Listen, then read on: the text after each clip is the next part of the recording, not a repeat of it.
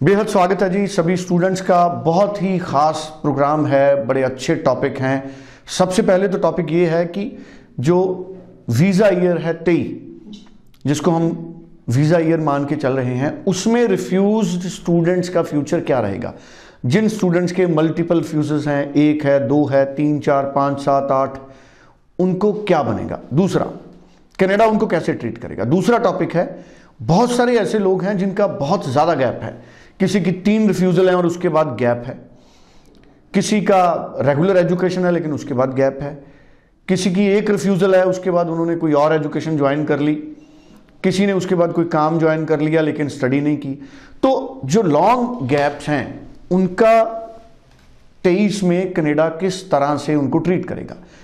और जिनका long gap है उनके लिए यूनिवर्सिटीज़ की खुशखबरी है। कुछ ऐसी यूनिवर्सिटीज़ हैं जो लॉन्ग गैप के बावजूद भी आपको एप्लीकेशन आपकी एक्सेप्ट कर सकती हैं। तो वो बताएंगी हमें सारा कुछ। अनीता भंडराल जी लैंडमार्क इमिग्रेशन के जरिए जसमीत भाटिया जी की टीम के साथी हैं। अनीता जी, आपका स्वागत है। Thank you sir. Anita ji, जो मैंने टॉपिक बोले मैं चाहूंगा कि इनको आप पूरा एक्सप्लेन कीजिए ताकि स्टूडेंट सारी बात समझे। जी सर, मैं सबसे पहले सितंबर इनटेक की बात करती हूँ। तो सितंबर इनटेक में अभी मेजरली सारे कॉलेजेस ओपन हैं। अगर आप कोई कुछ कॉम्पिटिटिव कॉलेजेस देख रहे हैं, जैसे Humber, Seneca, George Brown college, Sheridan college, Lambton college, Centennial college, Conestoga, ये सारे कोर्सेज अवेलेबल हैं। मैक्सिमम कॉलेजेस में कोर्स अवेलेबिलिटी है। हाँ, यहाँ पे कुछ कॉलेजेस ऐसे भी हैं जो पर्टिकुलर कोर्स उनका क्लोज हो चुका है। सो अगर आप सितंबर प्लान कर रहे हैं, प्राइम लोकेशन आपकी प्रेफरेंस है एंड आपका प्रेफर्ड कोई प्रोग्राम है कि मुझे इसी प्रोग्राम के लिए जाना है, so this is the best time. This is the best time to दो student who are from agriculturist background, because उनका क्या होता है, बीएससी एग्रीकल्चर किया है। कनाडा में ऐसे लोगों को जो कोर्सेज हैं वो बहुत कम मिलते हैं। जैसे आपके पास होता है एग्री बिजनेस हो गया, सस्टेनेबल एग्रीकल्चर हो गया। ये 3 से 4 कोर्सेज हैं जो कि पूरे कनाडा ये देता है। दूसरा है, उनके लिए भी इस टाइम पे बेस्ट रहेगा जिन्होंने बीएससी नॉन मेडिकल किया है, क्योंकि आप लोगों के पास बीएससी नॉन मेडिकल है, आपके पास बहुत ज़्यादा कोई कोर्सेज नहीं होते हैं। इधर you can apply in chemical lab analysis, इधर you can apply in environmental management. और अगर ये सारे कोर्सेज क्लोज हो जाते हैं तो आपके पास सिर्फ एक प्रोग्राम रहता है, project management. So project management एक कॉम्पिटिटिव प्रोग्राम है, हर कोई प्रोजेक्ट मैनेजमेंट में अप्लाई कर रहा है। तो बेटर अगर आप अपने रिलेटेड कोर्सेज में जाएं।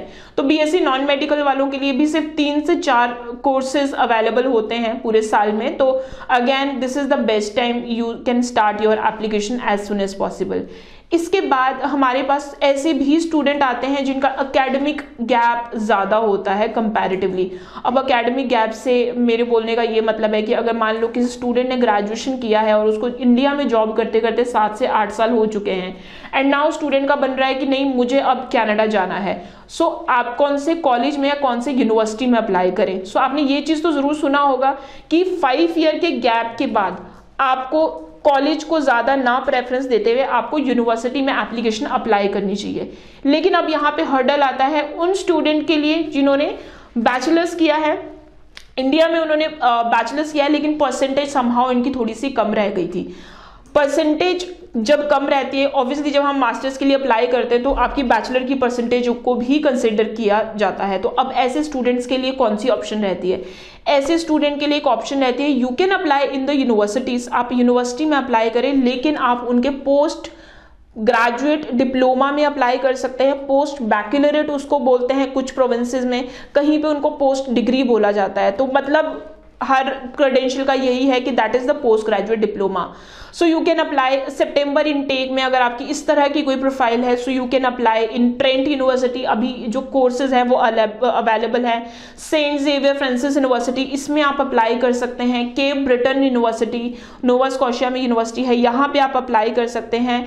क्वांटलिन पॉलिटेक्निक यूनिवर्सिटी, केपीयू भी आप जिसको कहते हैं, आप वहाँ पे अप्लाई कर सकते हैं। फिर उसके बाद है आपके पास कैपिलानो यूनिवर्सिटी, यहाँ अप्लाई कर सकते हैं। यूनिवर्सिटी कनाडा वेस्ट, ये अप्लाई कर सकते हैं। सो इन पर्टिकुलर यूनिवर्सिटीज़ में सिर्फ यूसीडब्ल्यू में आपको एमबीए मिलेगा, बाकी इन सारी यूनिवर्सिटीज़ में आपके पास पोस्ट ग्रेजुएट प्रोग्राम्स भी अवेलेबल हैं, so you can apply your application accordingly. मैं बैचलर्स की बात करूं, अगर आपकी थोड़ी कम परसेंटेज भी है, अगर आप 80-85% वाले स्टूडेंट नहीं भी हैं, तो आप इन यूनिवर्सिटी में इजीली अप्लाई कर सकते हैं। चलिए, thank you so much Anita ji. 9041390412 ये नंबर है। स्टूडेंट्स इस नंबर पे कोऑर्डिनेट करें, बात करें जसमीत जी से, अनीता जी से, लैंडमार्क की टीम से।